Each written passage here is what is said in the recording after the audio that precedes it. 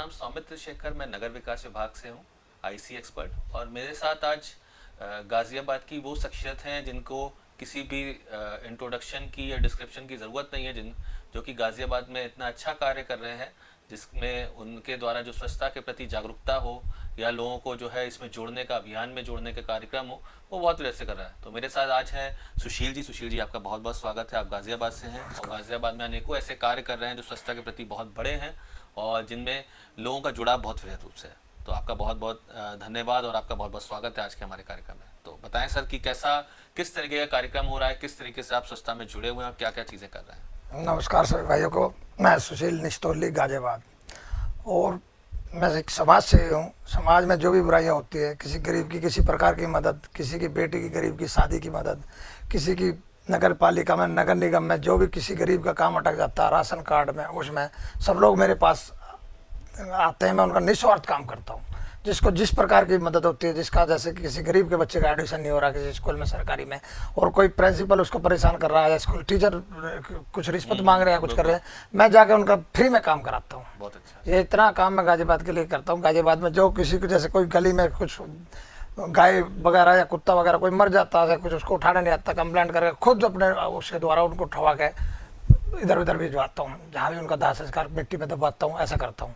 और समाज के लिए, हमारे समाज में जैसे छोटी छोटी बातों पर लोग बाग झगड़ा करते हैं या वो करते हैं, उनको समझा के थाने कचहरी ना जाके, पैसा वेस्ट करोगे, पैसा कोर्ट कचहरी में जाएगा, उनको समझा के उल्टा वापस घर भेजता हूँ। इसमें एक प्लास्टिक बहुत बड़ा एक हमारे पास जो है वातावरण के लिए दुष्परिणाम होता जा रहा है और एक बीमारी की तरह फैलता जा रहा है प्लास्टिक हमारे बीच में, जिसका रोकथाम बहुत ज़रूरी है। तो अगर आप कुछ हमारे युवाओं को या हमारी जनता को या हमारे लोग जो नागरिक हैं सुन रहे हैं, उनको कुछ प्लास्टिक के बारे में बताना चाहते तो मैं बताना चाहता हूँ। मैं भी लोगों को रोकता हूँ। कोई लोग रोटियां गाय को पिन्नी में डाल देते हैं, गाय खा जाती है, उसको बीमारी हो जाती है। मैं सब लोगों को ये शिक्षा देता हूँ, हाथ से रोटी दो जी।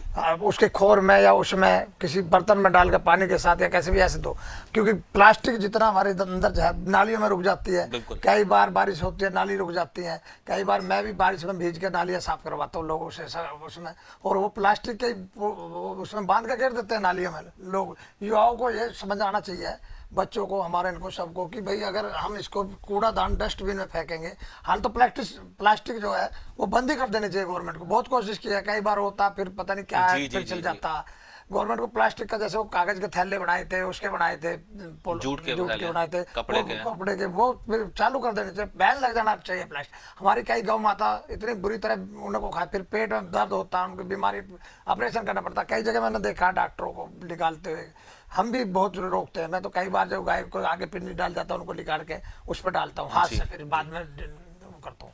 नहीं, बहुत जरूरी मैं चीज तो युवाओं आपने को कहना चाहता हूँ, अपनी माता और बहनों और भाइयों और छोटे बच्चों को भी, सबको, प्लास्टिक का यूज ही ना करें तो अच्छा है। बिल्कुल सही बात है। अगर प्लास्टिक से, जो प्लास्टिक एक जहर है जी। जैसे हमारे शरीर में शुगर हो जाती है और वो शरीर को खा जाती है, ऐसी प्लास्टिक जीव जंतु को, चलो हम समझदार हैं, हम पिन्नी नहीं खाएंगे, लेकिन गाय माता या नहीं, आप बहुत बिल्कुल आप सही कह रहे हैं सर। और मैं आपको होगा? बताना चाहूंगा कि 2017 का अधिनियम और 2021 के अधिनियम में 50 माइक्रोन से नीचे और 120 माइक्रोन से नीचे जो हमारी सिंगल यूज प्लास्टिक, उस पर पूर्णतः प्रतिबंध लग भी चुका है।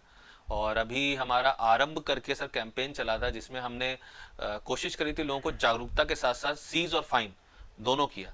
तो प्रयास सरकार भी कर रही है और अब हम सर 4th स्टेज में आ गए, जो कि हमारा रिफ्यूजल है। मतलब कि हम खुद से प्लास्टिक के ऊपर जो है रोक पे लगे और घर से थैले के बैग लेके जाएं। जैसा आपने कहा कि लोग खाना खिलाते वक्त प्लास्टिक का इस्तेमाल ना करें, गायों को या किसी भी जीव को खिलाएं तो ना इस्तेमाल करें, वो अपने घर से ही किसी कपड़े के बैग में लेके जाएं और हाथ से खिलाएं। बहुत बड़ी बात है, और हाथ से खिलाना वैसे ही बहुत बड़ा हो जाता है, सब आपका काम हो जाता है। सर, हम आपको बताना भी चाहते हैं कि हमारे द्वारा स्वच्छ सारथी क्लब जो है स्कूलों में चलाए जा रहे हैं। लगभग 5000 स्कूलों में हम स्वच्छ सारथी क्लब चला रहे हैं, जहाँ पे आपने जैसे बोला कि बच्चों को एज अ मार्गदर्शक इस्तेमाल करना चाहिए, बच्चे एज अ मार्गदर्शक हमारे साथ जुड़े। तो उनमें हम यही कोशिश कर रहे हैं कि बच्चे सारथी बन करके स्वच्छता के प्रति लोगों को जागरूक करें, अपने मोहल्लों में, अपने स्कूलों में स्वच्छता के प्रति लोग जो है बताएं बच्चे। और बच्चे हमारे भविष्य हैं, जो अगर आज जागरूक हो जाएंगे और आज स्वच्छता को समझेंगे तो आने वाला कल हमारा जो है गार्बेज फ्री हो सकेगा। इसके अलावा जैसे सर आपने बोला कि हमारा जो अभियान है, उनकी बहुत बड़ी सफलता हमारे लोगों के जागरूकता, और कहा जाता है कि सर एक हाथ से ताली नहीं बजती, सिर्फ गवर्नमेंट ही अपना कार्य ना करे, लोग भी जागरूक होकर इसमें जुड़े। और जो कचरा है, अभी तक हम sir 95% door to door collection में कर चुके हैं। मतलब गाड़ियां लगवा चुके हैं, ऐसी व्यवस्था बना चुके हैं कि घर से कूड़ा निकले और वो गाड़ियों से होता हुआ तुरंत रिसाइकलिंग में हमारे प्लांटों में चला जाए, ऐसा हम लोग कार्य कर भी चुके हैं। और बड़ा गर्वान्वित होता है कि हमारे प्राइम मिनिस्टर द्वारा और हमारे सीएम द्वारा इतने बड़े बड़े कार्यक्रम चलाए जा रहे हैं, कोशिश किया जा रहा है कि नागरिकों को साफ करने में पूर्णतः प्रयास करें। कोई संदेश अगर आप सर और देना चाहें हमारे नागरिकों को तो? मैं तो अपने युवाओं बच्चों को, युवाओं को, सबको यही कहना चाहूँगा कि आप सरकार के ऊपर निर्भर ना रहें, अपने ऊपर निर्भर रहें। सरकार तो अपना काम कर रही है, अगर हम सफाई करेंगे तो सरकार उसको और हमें बढ़ा के सफाई का अभियान में सहयोग करेगी। जब हम अपने घर को साफ करके चलेंगे और मोहल्ला साफ करेंगे, गली साफ करेंगे, अपना नगर साफ करेंगे, तो सरकार को दिखाई देगा, सरकार हमारे लिए और बजट बढ़ा के भेजेगी भाई इनका ऐसा। और मैं तो ये कहना चाहूँगा कि बच्चों को स्कूल भेजते समय भी बच्चों को ये समझाना चाहिए कि खाना कैसे खाना चाहिए, और स्कूल में कबाड़ा नहीं फेंकना चाहिए, स्कूल से डस्टबिन में डालना चाहिए। हर माँ बाप का कर्तव्य बनता है। बिल्कुल सही बात है। वो तो इसमें इसके साथ मैं ज़्यादा कुछ नहीं कहना चाहता। नहीं, आपने बिल्कुल जितनी भी बात कही वो बहुत ही लाभान्वित है, और जो चीज़ें लोग सुनेंगे जानेंगे, मुझे लगता है एक जागरूकता की लहर फिर से दौड़ेगी लोगों के अंदर जानने के बाद कि इतना ज़्यादा कार्य गाजियाबाद में आपके द्वारा ऑलरेडी किया भी जा रहा है। और जो आपने अपने वक्तव्य रखे और जो सजेशन दिए, अगर उनको लोग बच्चे और हमारा यूथ फॉलो करेगा तो आने वाला जो भविष्य है हमारा बड़ा सुनहरा और स्वच्छ दिखता है। और इसी के साथ जो हमारा गोल है गार्बेज फ्री सिटीज़ का, वो कहीं ना कहीं पूर्ण होता दिखता है। तो आपका बहुत बहुत धन्यवाद सर आज हमारे साथ जुड़ने के लिए।